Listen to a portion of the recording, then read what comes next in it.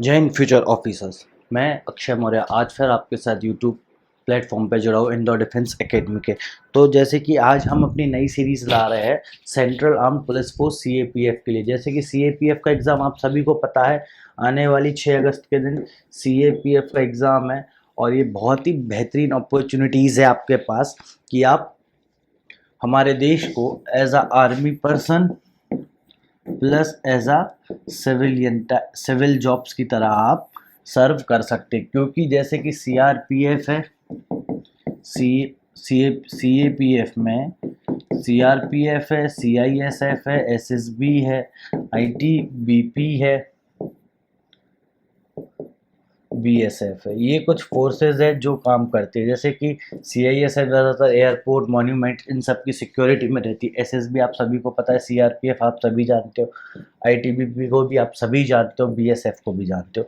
तो ये एक बहुत अच्छा आपके पास अपॉर्चुनिटीज़ है जिसको आप ले। तो उसके लिए पेपर 1 के लिए हमने हमारी एक सीरीज चालू की है जो कि प्रीवियस ईयर क्वेश्चंस भी है और कुछ इंपॉर्टेंट क्वेश्चंस भी है जो कि हर साल सीएपीएफ एग्ज़ाम में पूछे जा सकते हैं या किस पैटर्न पे। तो इस सीरीज़ को हम कंटिन्यूस रखेंगे और आप ज़रूर इस सीरीज़ को देखें क्योंकि आपके लिए कहीं ना कहीं हेल्पफुल रहेगी।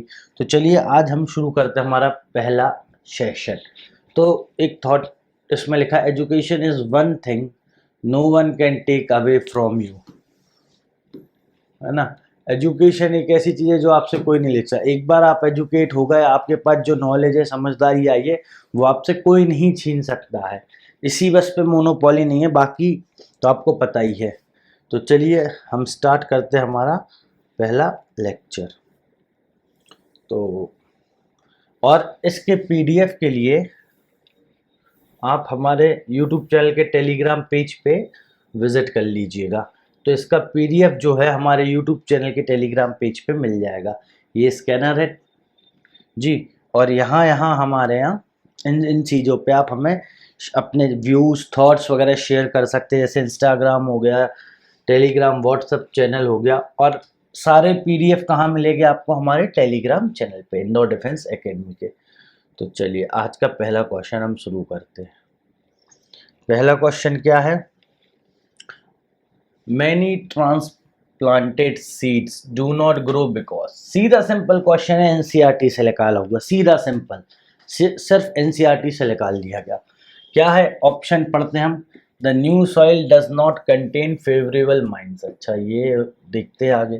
The most of the root hairs grip the new soil too hard. ये भी देखते। The most of the root hairs are lost during the transplantation. ये भी देखते हैं। Leaves get damage during the transplantation. अगर देखो, अब अगर आपने एनसीईआरटी पढ़ रखी है, आपको समझ है, तो सीधा सिंपल समझ वाला क्वेश्चन है कि भाई न्यू सॉइल बात खत्म कर दो, most of the hair roots grip the new soil to her. नहीं भाई। अब हाँ, जो रूट्स ऐसे होते हैं, जैसे आपने पेड़ देखा होगा, जमीन के अंदर ऐसे रूट्स निकले हुए हैं, उसमें कुछ हेयर्स बने होते हैं, है ना, ऐसे हेयर्स इस टाइप के। तो अगर वो हेयर्स टूट जाए तो क्या प्लांट ग्रो हो पाएगा? नहीं हो पाएगा, क्योंकि वही तो सारे मिनरल्स वगैरह और वाटर वगैरह खींच रहा है, ऑब्जर्व कर रहा है सॉइल से, फर्टिलाइजर, सारी चीजें। तो इसका ऑप्शन क्या रहेगा? सही ऑप्शन रहेगा option C. The most of the root hairs are lose during the transplantation. और ये इंग्लिश हिंदी दोनों में है ना, जिसमें आपके लिए मदद रहे, जिसमें इंग्लिश मीडियम वाले भी कर सके और हिंदी मीडियम वाले भी कर सके। और आंसर गिवन है जिससे आप सारी चीज़ें निकाल सको। ये पूरा पीडीएफ आपको कहाँ मिल जाएगा? हमारे टेलीग्राम पेज पे। चलिए नेक्स्ट क्वेश्चन की ओर चलते हैं आज के। ये बहुत प्यारा क्वेश्चन है, ये उठाया है, ये भी एनसीईआरटी से लिया गया क्वेश्चन है। देखिए मैक्सिमम एनसीईआरटी, यूपीएससी क्या है, अगर आपको एनसीईआरटी अच्छे से पता है तो आप ज़्यादा नहीं तो 50% क्वेश्चन कर लोगे, प्लस करंट अफेयर्स कुछ, है ना। तो अगर ऐसा आपको पता है तो 60% क्वेश्चन आपने कर लिया। और 60% यूपीएससी में बहुत ज़्यादा मार्क्स हो जाते हैं, आप सभी जानते हो जिस हिसाब से पैटर्न रेडी हो रहा है। इस बार का सिविल सर्विस आप सभी ने देख रखा होगा जो अभी हुआ था करेंटली। तो चलिए क्वेश्चन पढ़ते हैं। Economic growth of a country X will necessary have to occur if. अगर कोई कंट्री है और उसकी इकोनॉमिक ग्रोथ है तो उसमें सबसे ज़्यादा ज़रूरी क्या है कि वो चीज़ हो, है ना। देखो यही लिखा ना, देश में आर्थिक विकास एक्स को आवश्यक रूप से घटित होगा यदि, ठीक है, there is a technical progress in the world economy, समझ में ही नहीं आया तो, there is a population growth in X, क्या अब आप बताओ इकोनॉमिक ग्रोथ हो सकती है पॉपुलेशन ग्रोथ से, तो ये तो एलिमिनेट ही हो गया। There is a capital formation in X, चलिए देखते, the volume of trade grows in world economy, अब एक कंट्री का ट्रेड वर्ल्ड ट्रेड से, चलो ये भी मान लिया, अब हमें एक तो हमने एलिमिनेट कर दिया, तीन बचे, तीन में से देखो एक कंट्री की इकोनॉमिक ग्रोथ कब होगी, जब कैपिटल फॉर्मेशन होगी, option C will be the correct answer, capital formation. ये कैपिटल फॉर्मेशन का क्वेश्चन है। अब कैपिटल फॉर्मेशन कैसे होती है, जैसे हमने इकोनॉमिक्स की क्लास में कई बार समझा है कि अगर किसी की सैलरी है 30,000 रुपीज पर मंथ और वो सेव कर रहा है, सेविंग कितनी कर रहा है, 10,000 रुपीज पर मंथ। अब वो 10,000 रुपीज जो है वो कहाँ सेव कर रहा है, बैंक में। कहाँ सेव कर रहा है, बैंक में। कितना, 10,000 रुपए। ये 10,000 रुपए बैंक ने किसको दिए, बिजनेसमैन को दिए। Lead to businessman. अब ये 10,000 रुपए बिजनेसमैन को दिए, बिजनेसमैन ने लोन लिया अपने बिजनेस के लिए और कुछ समय बाद बैंक को रिटर्न करा, तो कितना रिटर्न करा, 10,000 रुपए जो तो लिए थे प्लस 500 रुपए। ये 10,500 मिल गए कहाँ, बैंक अकाउंट में वापस। इसको कितना हो गया, 10,500। तो ये क्या हो गई, कैपिटल फॉर्मेशन हो गई। जो जितनी ज्यादा सेविंग कर रहा है ना, जिस देश के लोग जितनी ज्यादा सेविंग कर रहे हैं मतलब इकोनॉमिक ग्रोथ चल रही है, क्योंकि कैपिटल फॉर्मेशन हो रहा है ना। ये चार्ट है जो एनसीईआरटी में बना रखे हैं हम, क्लास में भी हमारे नोट्स में ये चार्ट है, जिसमें आपको सीधा सिंपल समझ में आ जाए। तो यहाँ से कोई गलती की गुंजाइश नहीं होती है इस इतने सरल क्वेश्चंस में। अब आज का तीसरा क्वेश्चन देखते हैं। ये क्वेश्चन भी देखो, अब एनसीईआरटी से उठा। अगर आपने देखो आज जितने क्वेश्चन है हमारे सब एनसीईआरटी बेस पे है, अगर आपने यही अच्छे से कर लिए और इनके बारे में थोड़ी क्या कर ली, आरएनडी कर ली, या वो चैप्टर एक बार पढ़ लिया, तो मेरे हिसाब से आपको सीएपीएफ हो, सीडीएस हो और अदर यूपीएससी का कोई भी एग्ज़ाम हो तो आपको तकलीफ नहीं आएगी। प्लस स्टेट एग्ज़ाम्स हो, एसएससी हो, बैंकिंग हो, ये सारे क्वेश्चन किसी ना किसी टाइप में आपसे पूछे जाते हैं। यहाँ स्टेटमेंट वाइज है, वहाँ वन लाइनर में पूछ लिए जाएंगे, तो ये ध्यान रखें। तो चलिए क्वेश्चन पढ़ते हैं। Which of the following leaf modification occurs in desert area in habitat water. अब भाई उनने ये पूछा है कि सीधा सिंपल बात ये, डेजर्ट एरिया में किस प्रकार की लीव्स होती है जहां पानी की कमी है। तो अब आपने पढ़ रखा है थोड़ा बहुत, तो पढ़ ही रखा होगा, तो आप खुद लगाओ दिमाग। हार्ड एंड वैक्स लीव, हाँ भाई। टीनी लीव्स और नो लीव्स, हाँ बिल्कुल छोटे लीव रहते हैं, कोई कोई पेड़ों में लीव रहती नहीं, आपने देखोगे कैक्टस वगैरह इन सब प्लांटों में, है ना, आपने देखोगे डेजर्ट एरिया में। थॉर्न्स इंसेड ऑफ, हाँ भाई। अब कांटे रहते लीव्स की जिसमें पानी इवेपोरेट ना हो, देखो वैक्स क्यों, इवेपोरेशन रोकने, लीव्स नहीं रहेंगे, छोटे छोटे रहेंगे, इवेपोरेशन उतना ज्यादा नहीं हो, पानी कम है, ठीक है। थॉर्न कांटे बने रहेंगे और लीव्स नहीं है तो भी इवेपोरेशन नहीं है ना। इवेपोरेशन रोकने के लिए ही ये इस टाइप का नेचर ने उन्हें डिजाइन किया। तो इसमें ऑप्शन क्या, ऑप्शन 1 एंड 2, ऑप्शन 2 तीनों सही है, तो option D will be the correct answer. 1 2 3 is the right answer, ठीक है सर। अब चले हम आज के फोर्थ क्वेश्चन की ओर। मजा आ रहा हो तो एक बार लाइक शेयर भी करवा दीजिएगा। The known force of nature can be divided into 4 class. First, gravity. Second, electromagnetism. Weak nuclear force and strong nuclear force. With reference to them, which one of the following statement is not correct? भाई क्या पूछा है, not correct पूछा है, ठीक है। अब पढ़ लो अपन option. Can be divide into 4, gravitational, gravity. अब ऑप्शन पढ़ ले हम कि option D, gravity is the strongest of the force. देखते हैं, electromagnetism act only on the particles, which are electrically charge, नहीं भाई। Weak nuclear forces cause radioactive, weak. Strong nuclear force hold proton and neutron inside the nucleus of an atom, भाई सीधी simple बात है, gravity is the strongest of the four, नहीं भाई gravity weakest है, यह ध्यान रखना, ये गलत है ना। ये सारे एनसीईआरटी से आ रहा है क्वेश्चन, क्यों हम चिल्लाते हैं एनसीईआरटी पढ़ो पढ़ो पढ़ो, एनसीईआरटी अच्छे से समझो, एनसीईआरटी में अच्छी होल्ड होनी चाहिए। ये देख लो, the effort of to detect the existence of Higgs boson particles have become frequent in use in the recent past. What are the important या importance of discovering this particle? उसकी भाई importance पूछ लिए।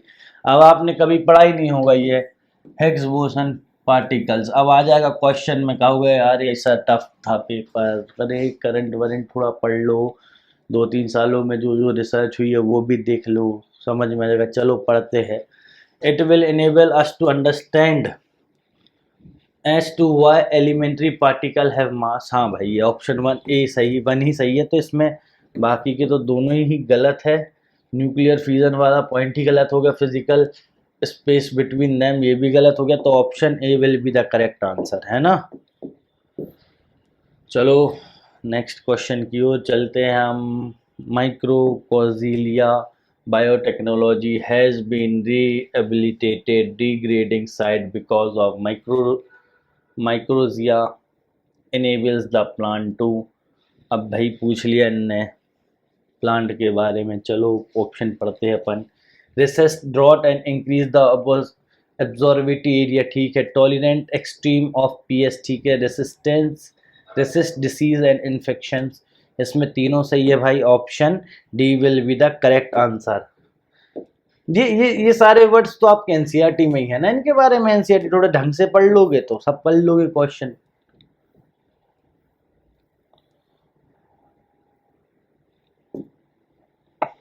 Who among the following constitute the national development council, भाई कौन बनाता है national development council? Constitute कैसे होती है? Prime minister, chairman, finance commission, होते क्या पता नहीं, अब देखते हैं।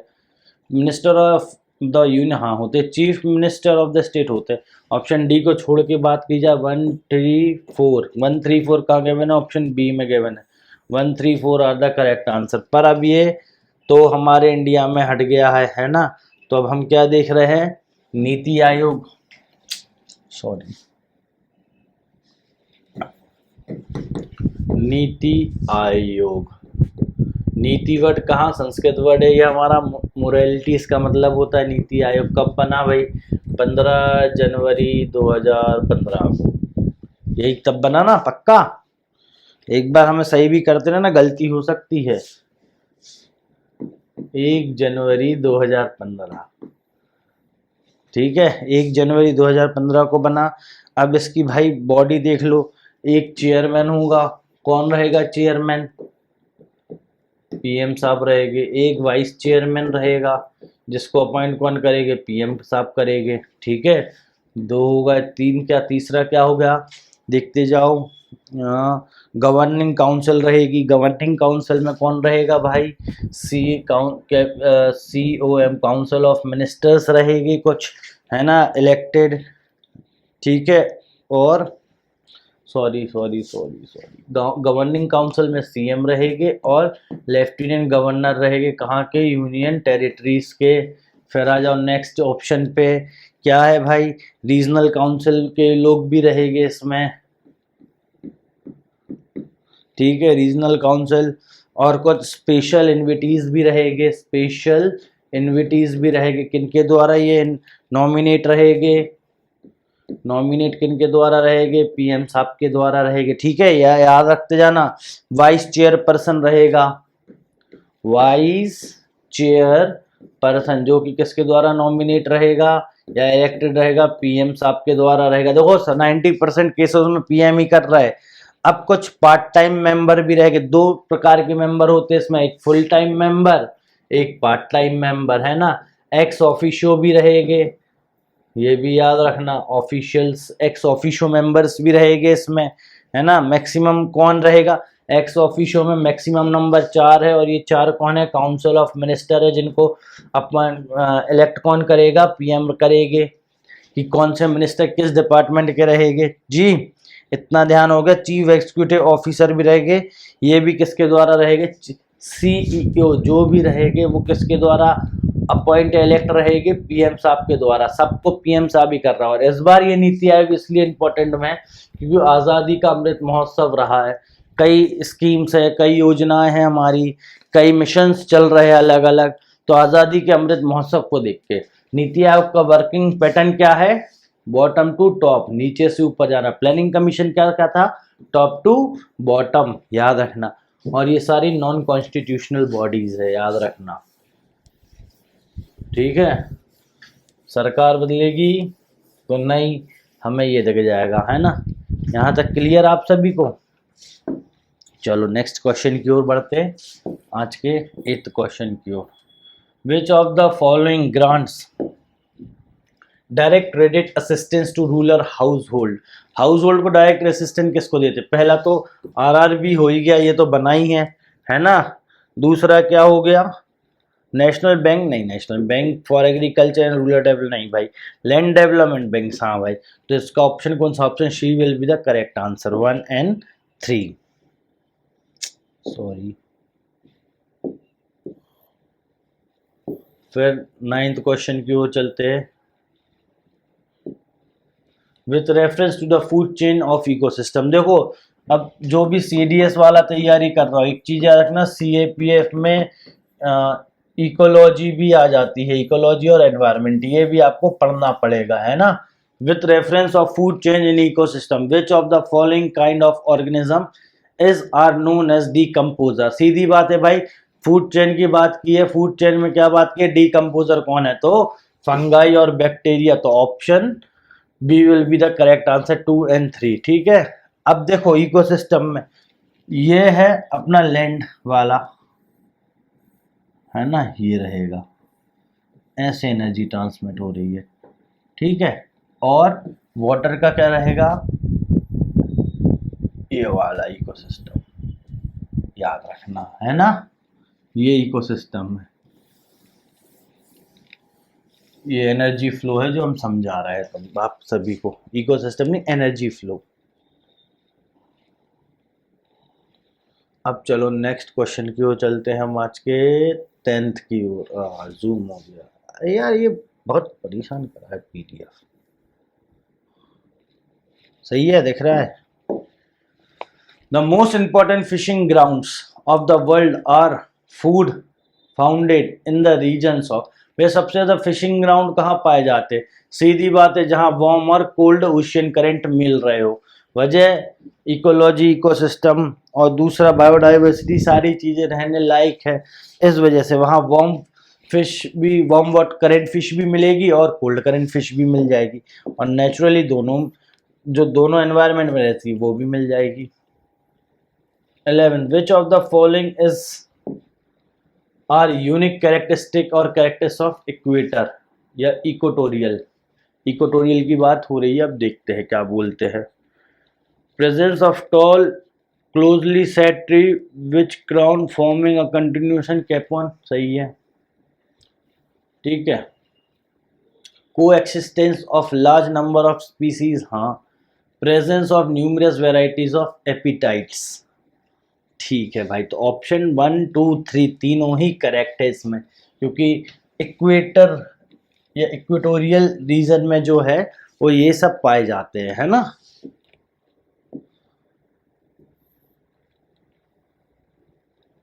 अब चलो 12th क्वेश्चन की ओर। Which of the following constitute capital account, अब बताओ, ये एनसीईआरटी का क्वेश्चन है इकोनॉमिक्स का, कैपिटल अकाउंट। तो अब आप सब बताओ, फॉरेन लोन, हाँ भाई है। फॉरेन एफडीआई है, फॉरेन डायरेक्ट, हाँ भाई है। प्राइवेट रिमिटेशन या निजी पोषण, नहीं भाई निजी नहीं है। पोर्टोफोलियो इन्वेस्टमेंट ये है। तो ऑप्शन देखते 1, 2, 4 कहाँ गिवन है, 1, 2, 4 बी में गिवन है, option B will be the correct answer. चलो आज के तो सरल है, धीरे धीरे टफ हो गया, अभी तो बिल्कुल अपन इजी इजी से स्टार्ट कर रहा है, ठीक है। अब बात होती है consider a following historical place, Ajanta caves, Lepakshi temple, Sanchi stupa. अब देखो which of the following place are known as mural painting. Mural painting कहाँ मिलती है भाई? अजंता, लिप लिप लिपिकिशा, है ना, टेम्पल में। ठीक है, तो ऑप्शन 1 और 2 करेक्ट है, सांची में नहीं मिलती। अब मुरनाल टेम्पल कैसी होती? सरफेस वॉल्स, और अच्छे से लिख दूं, सरफेस वॉल सीलिंग पे जो पेंटिंग्स बनाई जाती है उन्हें क्या कहा जाता है? मरनाल पेंटिंग। ये कहाँ बनी है? अजंता में बनी है। चलो एक एग्जांपल दे रहा हूँ, पद्मनी, पद मनी या पद, ऐसी कुछ नाम है, मुझे नाम एक्चुअली याद आ नहीं रहा है, तो हाँ, पद्मा पानी आ गया यार। अजंता में पद्मा पानी करके पेंटिंग है, देखना गूगल करके। उस टाइप की पेंटिंग को क्या बोला जाता है? मुन्नाल पेंटिंग। अजंता का जिक्र आता है तो महाराष्ट्र में है, कहाँ? औरंगाबाद डिस्ट्रिक्ट में। यूनेस्को वर्ल्ड हेरिटेज साइट है ये। ठीक है, ये चीजें याद रखना, है ना, इतनी चीजें इसके बारे में याद रखना। अब यूनेस्को से भी क्वेश्चन लिख लेगा। अब धीरे धीरे हम एक क्वेश्चन में से कितने क्वेश्चन लिख लेंगे वो भी पैटर्न चालू करेंगे। ठीक है, जिसमें आपको एक लेक्चर में बहुत से ज़्यादा बेनिफिट्स मिल सके। Biodiversity forms the basic for human existence in a following way: soil formation, prevention of soil erosion, ठीक है भाई, recycling the waste, pollination of crops, ठीक है भाई, मानव अस्तित्व का आधार बनती है भाई, चारों बनती है, 1 2 3 4, है ना। ये चारों चीजें इंपॉर्टेंट है क्या? ह्यूमन लाइफ एक्सिस्टेंस के लिए, याद रखना ये चीज। और अगर आपको देखो इकोलॉजी की क्लास या एनवायरनमेंट की क्लास लेनी हो तो एक बार कमेंट बॉक्स में कमेंट ज़रूर कर देना, तो हम कोशिश करेंगे कि हमारे यूट्यूब चैनल पे आपके लिए एनवायरनमेंट की क्लास ला सके CAPF एग्ज़ाम के रिगार्डिंग, है ना। तो कोशिश करेंगे सारा NCERT से रहे, है ना, तो बताना ज़रूर। पर aspartame is an artificial sweetener sold in a market. It consists of ammonia acid and provide calories like other ammonia acid. Yet it is used as a low-calorie sweetening agent in a food item. Which is the base of this use? देखो base पूछ लिया, बिल्कुल सरल था। Spartamine is a sweet as table sugar, but unlike table sugar is not really readily oxidizing in a human body due to lack of quantitative enzyme. नहीं भाई, when aspartame is used in a food processing, the sweet taste remain, but it become resistant to oxidation. नहीं, aspartame is a sweet of sugar, but after the injection into a body, it is converted into a metabolite that yield no calories. नहीं भाई, ये चारों तीनों गलत है, तो कौन सा सही है? डी सही है, several time sweetener than a table sugar. Hence, food item made with a small quantity of aspartame yield a favor calories on oxidation। तो ये चीज याद रखना भाई, ऑप्शन डी। ये सारे NCERT के क्वेश्चन है भाई।